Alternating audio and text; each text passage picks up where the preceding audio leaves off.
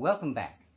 On my last video, I talked about self-realization. When you see the internal light of the spiritual eye, Larry Mahasaya is telling us this is a pivotal point. It's a very big deal. And he talks about the spiritual eye over and over again, telling us it's the one truth. So he's trying to set us in the right direction. He's trying to set us on the right path. And he's telling us it's significant. It's not the end. It doesn't mean you're finished. It just means something. What exactly does it mean? That's what I was trying to explain. And I thought because of a few comments, I thought I'd elucidate a little further. And I want to show that these things are not just one and done. They're not, well, I did that and I'm done. It's actually much closer to a sliding scale. And so that we can be on that sliding scale and we can know that we're on the scale, and yet we can understand that it's not just a light switch. It doesn't just turn off and turn on.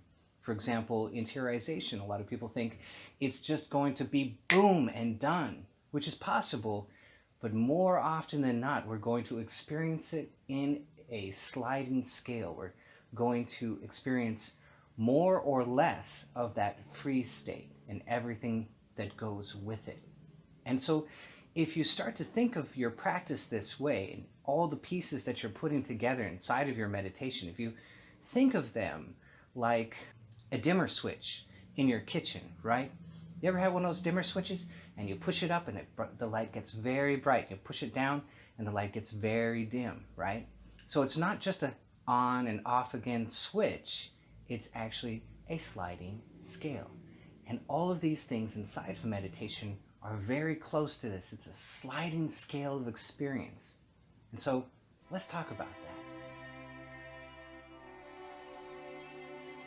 that.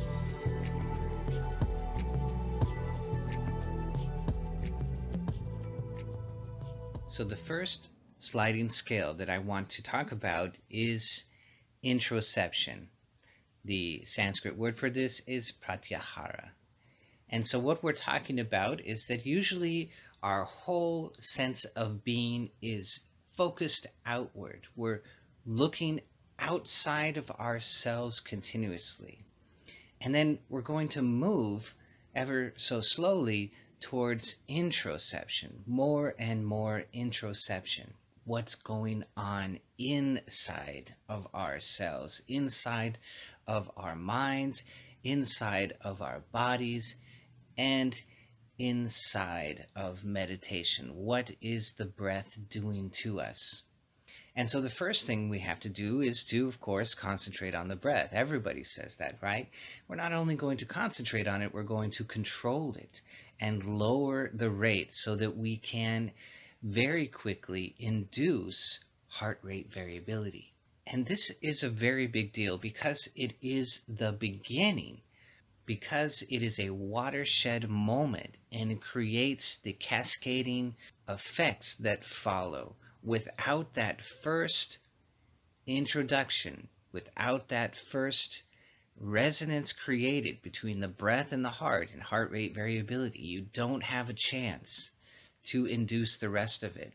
Now, it's entirely possible that you get into heart rate variability unconsciously. In other words, you get into it and you don't know how you did it. That's entirely possible. A lot of meditators choose that route, but it's a very long route, trust me. It's much easier to induce it because you wanted to, and that's the heart of yoga. So as soon as you do that, you might notice that you get the 4 proofs. And the 4 proofs are a big deal because you look around inside of your body and you realize that this heart rate variability resonant breathing has created effects inside the body. The hands get hot and heavy. That's a big one. The lips might tingle. You might feel the pressure on the dorsal vagal nerve. It might be very tingly, very pleasurable, very blissful. And you might feel tingling or crawling or a blissful feeling or a numb feeling throughout the entire body. And all of this is very, very blissful. And that's a really big deal because right away we're getting into heart rate variability, and right away we are inducing and feeling bliss in the body. And that will keep you coming back. Those 2 things, Heart rate variability and the effects of it on the body will keep you coming back to meditation over and over again.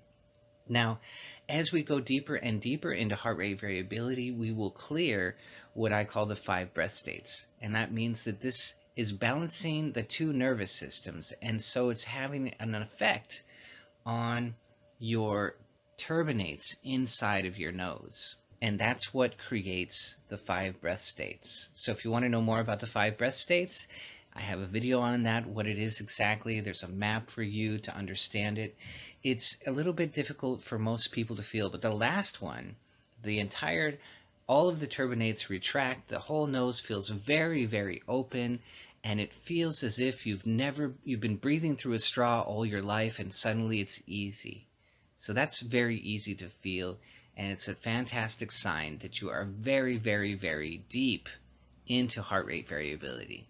Now, once all this happens and you've gone through all of the 4 proofs, you may begin to get into the freeze response. So as the body tingles, that's the first one. The body may feel numb. It may begin to disappear from your awareness. It's not disappearing literally, it's just disappearing from your attention and from your awareness. And that's a really big deal because it does that more and more. It gets out of the way and allows you to induce and get into the right hippocampus more and more easily. And that's what this entire process was for, was to get into the right hippocampus. And when you really get into the right hippocampus, you will be 100% interiorized. You don't have any other choice at that point. At that point, you're completely interiorized, and that's the end of Pratyahara. You've actually surpassed Pratyahara. You've surpassed it, and you've gone into absorption. So the sliding scale has completely completed, and you're completely done with this entire scale. You don't even need it anymore because now you're in an absorption. It's an entirely new chapter. The next sliding scale that I want to show to you comes from a quote from Yogananda. He said something very interesting. He said that as we progress spiritually, the real will become unreal, and the unreal will become real to us. So that's not 1, but 2 sliding scales, you see. What we think outside of ourselves as real will slowly become more unreal and illusory to us. We will realize that it has such a deep potential to be illusory and misleading. And so we will begin to doubt our senses, right? What did Ebenezer Scrooge say? The ghost asked him, "Why do you doubt your senses, man?" And he says, "Because the littlest thing can upset them. There's more to gravy than grave about you." So fantastic. So it's so easy to upset our senses, and as you learn how the information floods through the senses and it's continuously deleted, distorted, and generalized, you may begin more and more to doubt your senses. And then the things that you perceive internally may become more and more real to us. The sensations along the spine may become more and more pleasurable, more and more real, more and more reliable for us, so that we can come into meditation and expect that our friend of bliss will be there to support us. And so what was unreal to us slowly becomes more and more real. And one of those things is the spiritual eye. And you may see a little bit of color, or you may see the full-blown eye, or you might just see a cave, or you might just see a blob of color, and it's all very unreal. But as you continue with it, it may become more and more real to you. And that's the experience that Larry Mahasaya is talking about. So just seeing the spiritual eye is not enough. You have to dive into it. And diving into it, it becomes more and more of a reality. And Larry Mahasaya is explaining to us, once you've seen it though, you're on that threshold. It's very close to you. And so at that point, he's asking you to go ahead and celebrate and give it a name, give it a label, and call it self-realization, because you're on that threshold where the magic begins. Now, how quickly that entire process happens for you is completely individualistic, and it depends largely on what kind of training you're doing. On the last video, there was one gentleman who commented that he saw the spiritual eye, and he saw it very well, actually, but he didn't ascribe any meaning to it because he could see it, and therefore, if he can see it, it cannot be the true self, right? And I really get that, because I remember I was so elated to see the spiritual eye in the very beginning. And then over time, because I was not able to go into the spiritual eye, I didn't understand how. Because of that, I kind of lost interest. And I remember a quote from one monk. He said, "I see the light, I hear the Om, so what?" And that's where I found myself, in that so what frame of mind. And little by little, Larry Mahasaya kind of brought me back, and I began to understand how meaningful it actually was, that inside of that cave is the right hippocampus, and that's where the experience of the true self resides. That's where the experience of absorption and samadhi lies. And so because of that, it's not looking at it, you see, it's being in it. And, there might be a misunderstanding that, we look outside, and whatever we look outside through the five senses, of course, cannot be the true self. So if I look in the mirror, obviously not my true self. I see a Buddhist walking down the road, and I think to myself about the koan, which says, if you see the Buddha on the road, kill him, which is a riddle. And the answer to that riddle is that if you meet somebody outside of yourself, obviously he cannot be the true Buddha, because the true Buddha is an internal realization. It's not something that can happen outside of you. And our tendency is to want to get involved outside of ourselves, right? That's where our attention usually is. But that's not where the Buddha can actually be. So seeing things outside, seeing things through the five senses, obviously these cannot be the true self. But when you perceive something internally and directly, like the spiritual eye, it's not part of that. It's not part of the five senses, because it's an introception. And so it is more true than what you behold outside. Is it the final true self? Well, you haven't experienced it quite yet, but it is the doorway.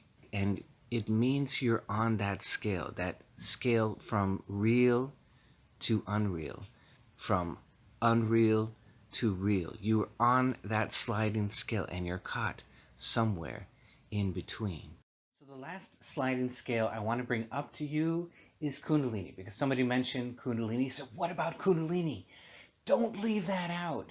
And there's truth in that, and yet there's a humongous misunderstanding about Kundalini. This is a huge subject. I've tried to touch on it lightly, and I'll touch on it lightly now, but it's really a very big subject. It goes into the projections of the limbic brain, which we call chakras, and most of the understandings of Kundalini that are out there are grossly mistaken.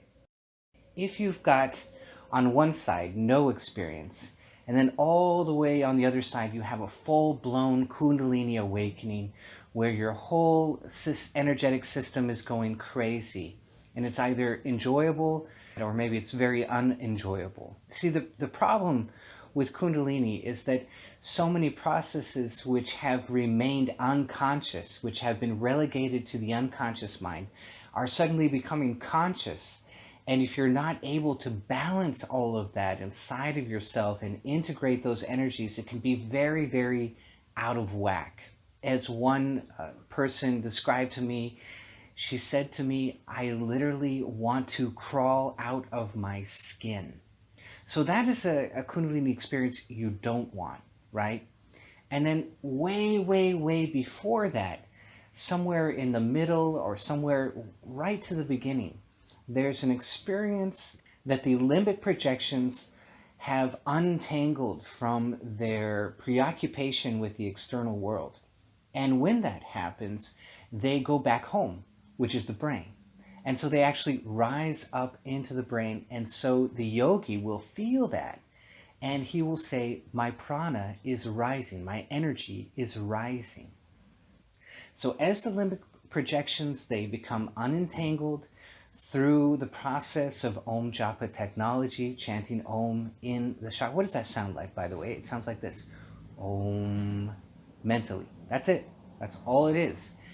Nothing strange or secret. It's just, that's it. And it works. So it doesn't have to be any strange pronunciation of Om. It's just Om. That's it. In the chakra. That's Om Japa technology. It's an amazing thing. So way, way, way before anything gets out of whack, there's an experience where the limbic projection untangles and the prana rises. And as it rises, the sense of self will also rise.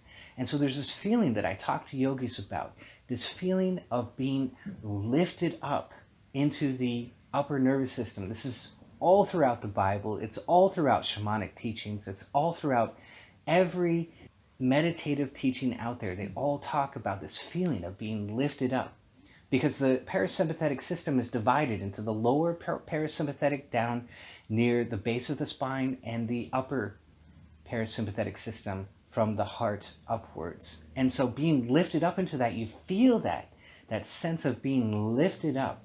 And I'm going to show this very, very specifically in a longer training that I'm putting together. And it'll be very interesting. So that's coming. But until then, I just want to show you and let you see that way before this gross experience of Kundalini happens. So if it does happen, it's okay.